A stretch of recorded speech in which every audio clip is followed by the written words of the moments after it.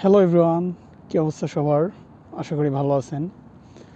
আজকে আমি কথা বলবো যারা ইউরোপে আসবেন, ভবিষ্যতে আসার চিন্তা ভাবনা আছে বা প্ল্যানিং চলতেছে তাদের উদ্দেশ্যে।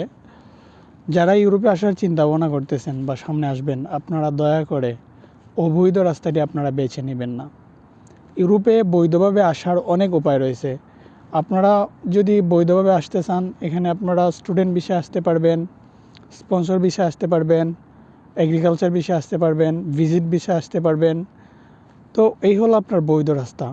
কিন্তু আপনারা এই রাস্তাগুলো চুজ না করে অবৈধ পথে মনে করেন যে অবৈধ রাস্তায় আসা সহজ, টাকা পয়সা কম লাগে, কিন্তু এখানে আসার পরে যে অবস্থাটা হয়, যে সাফারিংটা করতে হয়, এটা আপনারা অনেকেই জানেন না বা এই বিষয়গুলো অনেকে তুলে ধরে না।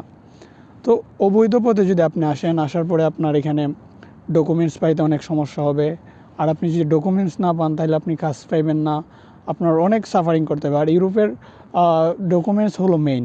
তো আপনি যদি ডকুমেন্টস না পান, কাজ কাম না পান, তাহলে ইউরোপে এসে আপনি কী করবেন? এখানে প্রত্যেক মাসে 50, 60, 70, 80 হাজার টাকা আপনার খরচ হবে। তো এই টাকা আপনি বাসা থেকে প্রতি মাসে মাসে নিয়ে আসবেন? আপনারা চেষ্টা করবেন অবৈধ পথে না আসার জন্য। এই রাস্তাটা আপনারা অ্যাভয়েড করার চেষ্টা করবেন। আপনারা বৈধ পথে আসেন, বৈধ পথে আসলে আপনি কাগজপত্র পেয়ে যাবেন খুব দ্রুত গতিতে। এবং যদি আপনি ডকুমেন্টসগুলো পেয়ে যান, তাহলে আপনার জন্য ইউরোপের জীবনযাত্রা অনেক সহজ হয়ে যাবে। আপনি একটু অল্প পরিশ্রম করে দেখবেন অনেক টাকা আর্ন করতে পারতেছেন। সো আপনারা অবৈধ রাস্তায় আসার চিন্তাও করবেন না। আপনারা বৈধ রাস্তাটি বেছে নিন, ইউরোপের জীবনযাত্রাকে সহজ করুন, বৈধ পথে আসুন। আপনার জীবন লাইফ সেফ থাকবে, আপনার কাজকর্ম, কাগজপত্র সব কিছু ঠিকঠাক থাকবে। ওকে, আল্লাহ হাফেজ। দেখা হবে অন্য কোনো ভিডিওতে। আর আপনি যে কোনো কিছু ইউরোপের যে কোনো তথ্য, যে কোনো বিষয়াবলী জানতে চাইলে আমাকে কমেন্ট করুন অথবা আমার ইনবক্সে বলুন।